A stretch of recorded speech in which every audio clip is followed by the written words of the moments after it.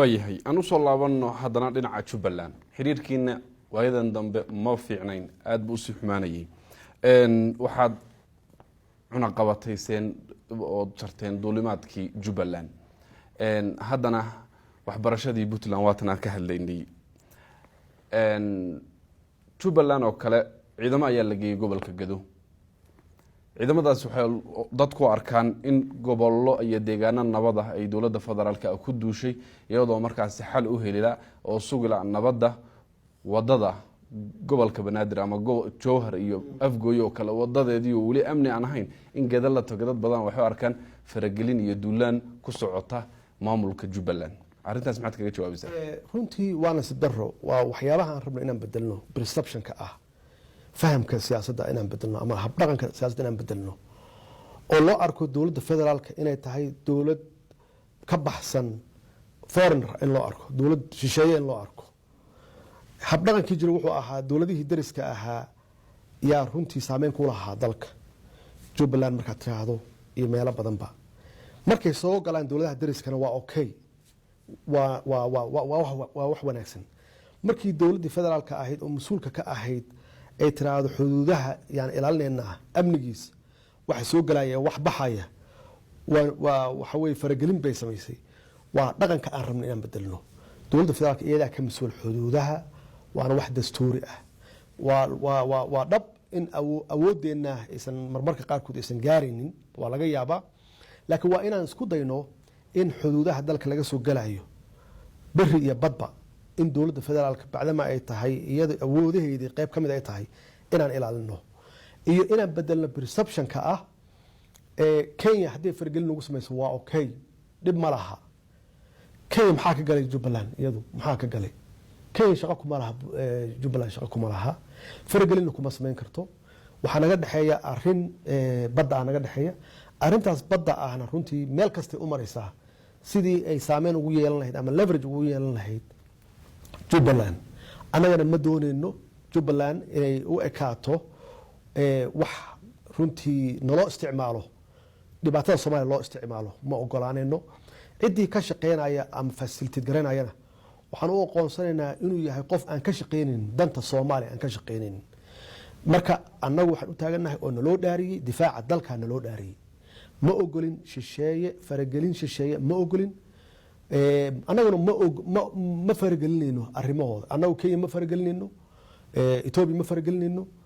Djibouti ma faragelinayno iyo wadamada kale oo ma faragelinayno oo mana doonayno inay noo arkaan inaan runtii aan ku sameynayno faragelinta noocan oo kale mana aqbalayno in loo isticmaalo dawlad goboleedyadeena aan ognahay qaarkood in dibadaha laga soo dhistay oo igad loo soo xilsaartay dhismahoodii ma garat in ay noqdaan caqabad lagu dhibo dawladda dhexe hab socodka iyo horumarkeeda iyo mustaqbalkeeda lagu carqaladeeyo ma ogolaanayno dawlad goboleedyada aan raaliga ka ahaynna xiriirka wanaagsan idan la yeelanin inaad go'doomisaan mararka qaarkoodna aad ku duushaan waxa madaxdii qaranka oo kale socdaaladooda oo kale inaad xanibtaan ficilada noocaas oo kale markii la eego madaxweyne ma wada un muuqanaynin nin awoodda isku soo koobayo oo la soo baxaya waxa weeye dhaqamadii waxa weeye kaliya taliska oo kale fiiri meesha wax ka xalisin waa meeshaas way meesha wax ka xalisin waxay tahay waxaan la fahamsanayn systemka aan haysano oo federaalka la aaminsanin dadka hadalladaas ku hadlaya waa meesha anaga aan ka soo galnay siyaasadda oo aan dhig joojinta ka sameynay inaan bedelno faragelinta shisheeye oo aan soo celino sharafka iyo karaamada dawladda Soomaaliyeed iyo ummadda Soomaaliyeed dalkan Soomaaliya meesha ay joogto kuma gaarin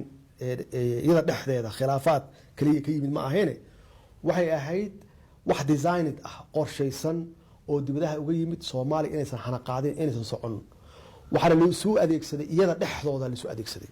awal waxa la soo adeegsan jiray prime ministerka iyo madaxweynaha iyo prime ministerka la soo adeegsan jiray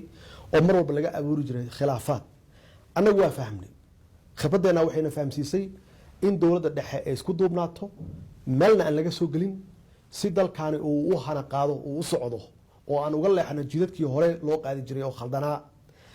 markii taas aan ku guulaysanay yaa waxaa nalooga dhigay caqabad dowlad goboleedyadii caqabad nalooga dhigay qaarkood nalooga dhigay marka laga hadlaya dowlad goboleedyada horta runtii in laisku qaada maaha kulligood waxaan ka hadlayna waxa weeye waa hal wey laga yaabaa hadday u badato waa laba laga yaabaa inkastoo dee weli jubbaland ay muran taagan tahay oo electionkii dhacay annagu aan aqoonsan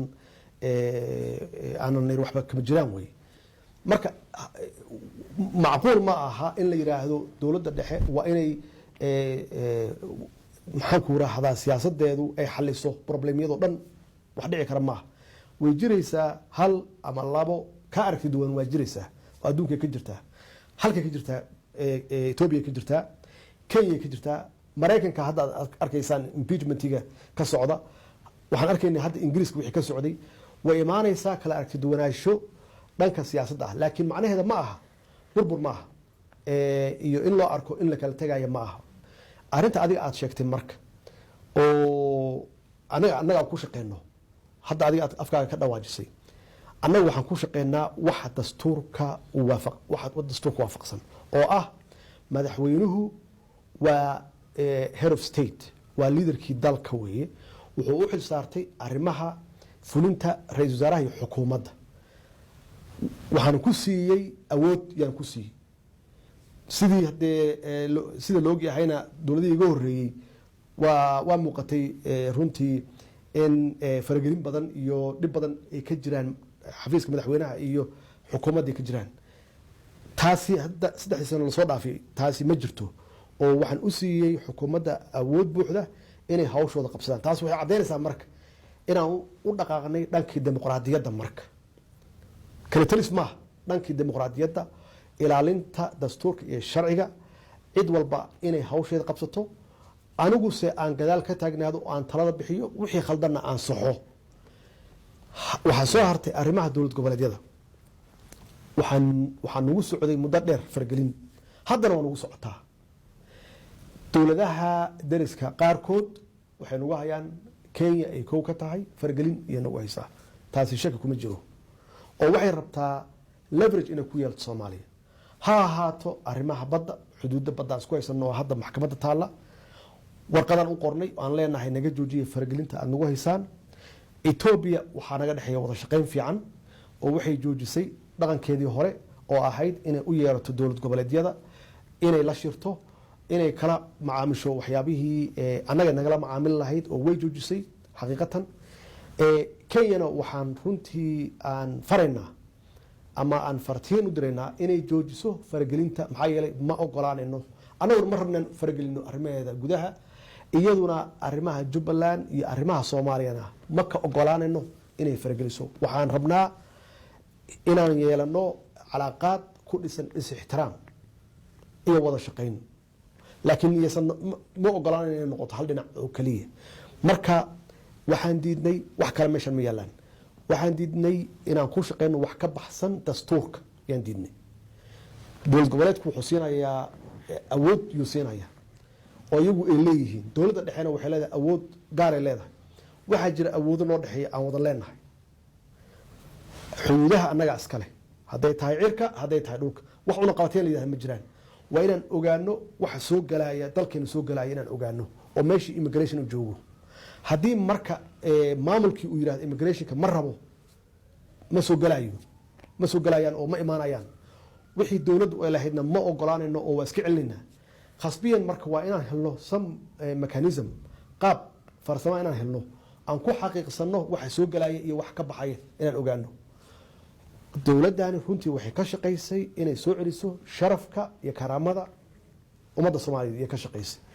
waxaan horumarinay wada shaqaynta dowladaha shisheeye aan leenahay waa jiri karaan dowladda